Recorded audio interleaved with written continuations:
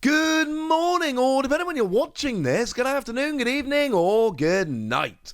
My name's Ross, and as always, told out of Voice of Radio. So today we need to take a look at a new EX, which is coming around in, it's coming around in Paralyzes Dragona over in Japan, which we now know is going to be part of Surging Sparks. It's always nice when we finally know which English set these Japanese cards are going to be coming in. For a while for Paralyzes Dragona, I was like, well, we're getting them in this next set that's coming, but now we've got it here. Excellent. Cool. What do we got? We've got Black Kyurem EX, which is kind of interesting to me because Black and White Kyurem, I'm a big fan of the Black and White generation, and Black and White 2 are awesome. We don't get Black and White Kyurem very much at all. We get Kyurem a fair bit, but Black and White Kyurem, not that often. The last Black Kyurem we got was back in Cosmic Eclipse, which frankly at this stage was a little while ago. 5 years ago, if you want to be pedantic. It's been half a decade since we got a Black Kyurem. Was it worth the wait? Well, what we've got here is 230 HP on a water basic Pokemon. And to be fair, 230 is nice because there's still a lot of Pokemon out there, Miraidon for instance, that naturally hit 220. So having 230 and forcing that extra 10 damage is quite nice.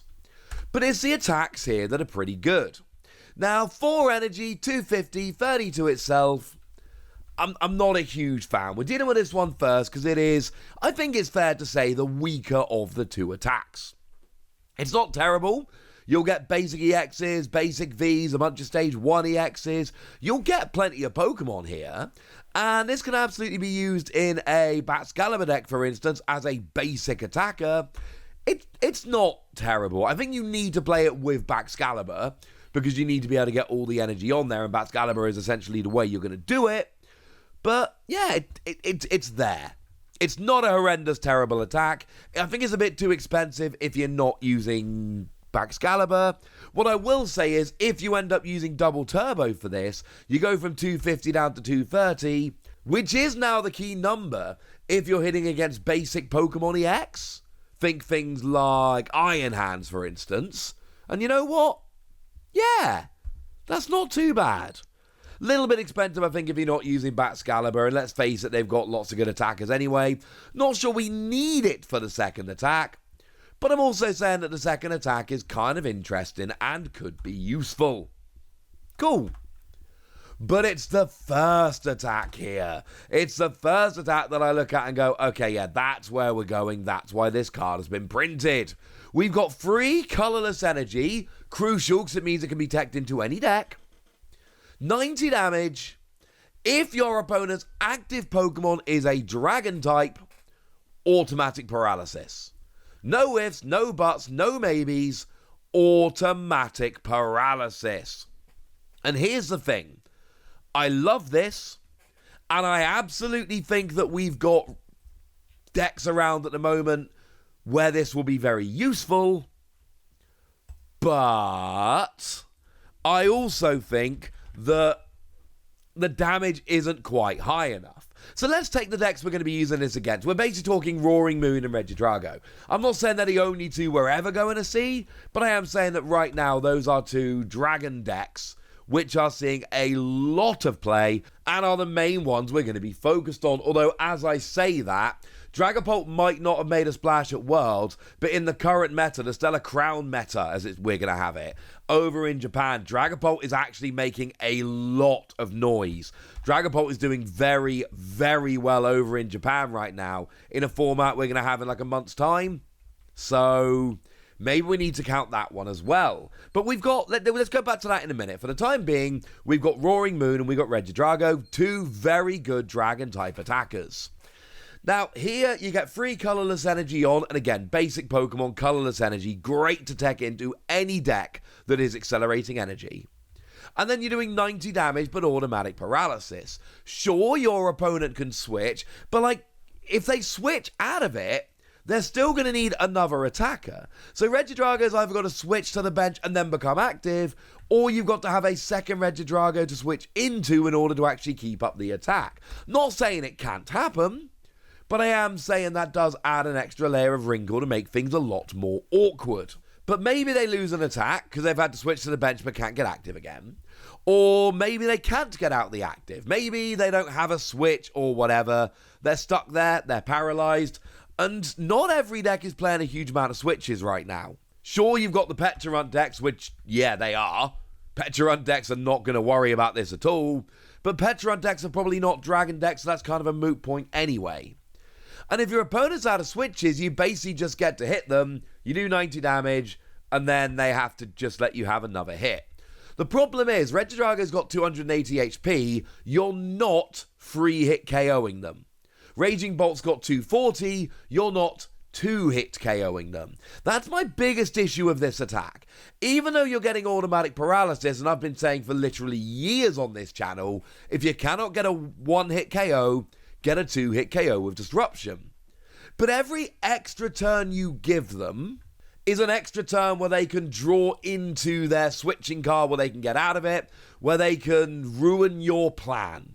It's not perfect, alright? What you really need to do is KO as fast as possible, while also paralyzing so they're not able to get out of the active, and then you win in that way. That's the goal here. That's what we're trying to do. And I actually really like this with Maximum Belt. And I know it is your A spec and it's once per deck and all of that, but I think the numbers for Maximum Belt work out here beautifully. Kind of. You see, it lets you do an extra 50 damage, and that would mean that you 2-hit KO Regidrago, except that's a V-Star and this only works against EXs, and that's actually really annoying. But it does mean that you get to 2-hit KO Raging Bolt pretty easily, which is nice.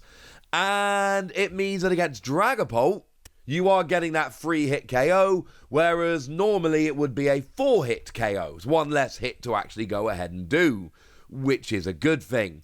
Dragapult, I know it's a stage 2, but the 2 energy means it will be much easier to build up other attackers there. You have been warned. Or the Raging Bolt's got a lot of energy acceleration, so maybe they can pull that off as well.